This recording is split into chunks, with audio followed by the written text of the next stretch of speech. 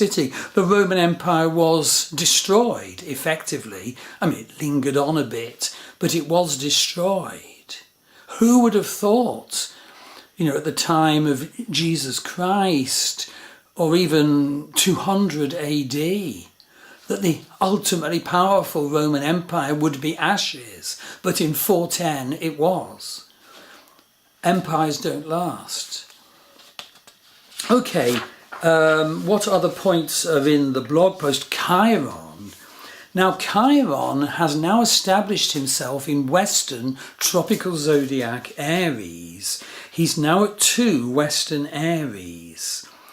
And so he's gathering his strength in the Mars-ruled sign. And I want to sincerely say, well, first of all, the Western tropical signs are a statement of our egoic self because they're sun sign based on the position of the sun on the first day of spring.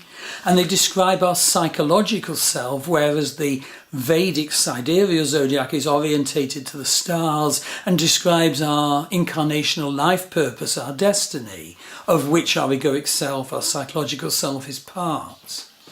And so basically in the psychologically orientated Western tropical zodiac, Chiron is now established in Western Aries. And I feel this can be a very important message for people. You see, Chiron depicts and states our existential wound.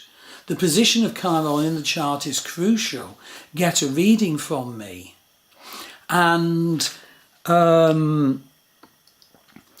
you see, Chiron has been transiting in Western Pisces, which is really quite self-sacrificial and might well be, deeper experiencing of your existential wound. Let's take the case of Chiron conjunct Mars, for example. But now, understand that Chiron is in Western Aries, and so now is the time to go from victim to warrior. Now, I don't mean warrior in the brutal sense, I mean warrior in the ethical sense. We do need to have our warrior dimension, otherwise we're trampled on and messed about. Mars is needed for us in its ethical sense. And indeed, just a personal example, my Chiron is conjunct Mars in Western Scorpio. My Chiron is in Western Scorpio. And I mentioned earlier in this talk about a wonderful feature of Western psychodynamic astrology that is nature versus nurture. The wonderful Megastar program has the Radix birth chart as the chart of your nature, but there is the house chart which depicts your nurture, the effects of your earliest nurture or upbringing environment. This really does work. And I notice, you see, that in my chart of nurture, the effect of my earliest environment, Mars is unaspected, only aspecting Chiron, isn't connected with the rest of the chart. I was denied connection to Mars because of the circumstances of my infancy and childhood. But now I'm sharing this because now is a chance to move from victim to warrior, and if needed, do Chiron healing work. Get in touch with me for a reading. Now, I mention in the blog the new moon in Vedic Pisces in Revati Nakshatra on April the 5th.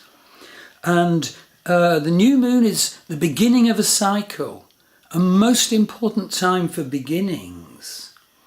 And here, this new moon is in the beautiful, sensitive, spiritually giving richness of Revati, the end nakshatra, the 27th and final nakshatra at the end of Vedic Pisces. And so at the time of this new moon, aim to let go of past mires and conflicts.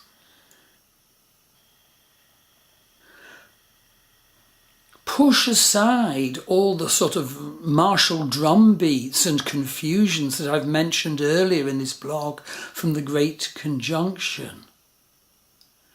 And on April the 5th, experience the new moon in the ethical calm and beauty of brevity. And then we go on to the full moon of April the 19th in Vedic Libra in Chaitra Nakshatra. Now, Chaitra Nakshatra is super creative. It's ruled by Vishvakarma, the heavenly architect. And so, what I'm saying is that arising out of the calm that is offered to you at the time of the new moon, it's up to you whether you listen to it and connect to it, but arising out of that, if that's your inclination, you could have such creative reaping from the nurturing calm beauty of April the 5th.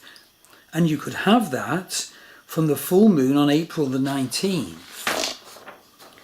So you can book an astrology reading with me at my Star Wheel Astrology website, and I have a big list of wonderful courses on my www.mastervedicastrology.com website. There is a lot of Vedic astrology courses, foundation, advanced, and 2 very, very, very good Western astrology courses.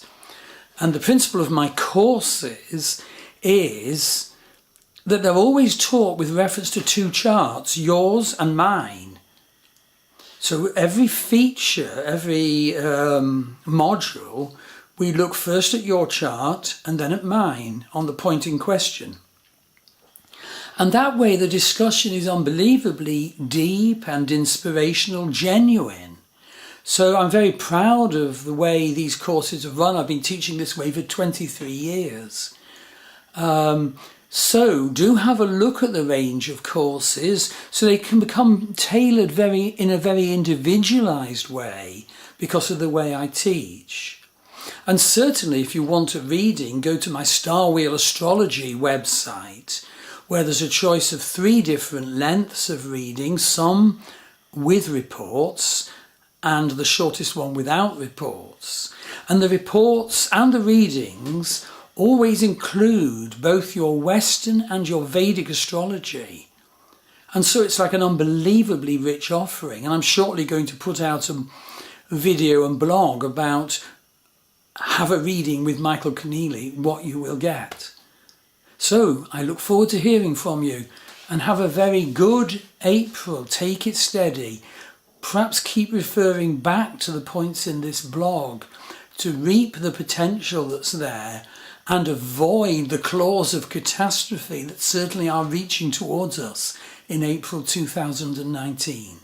Thank you.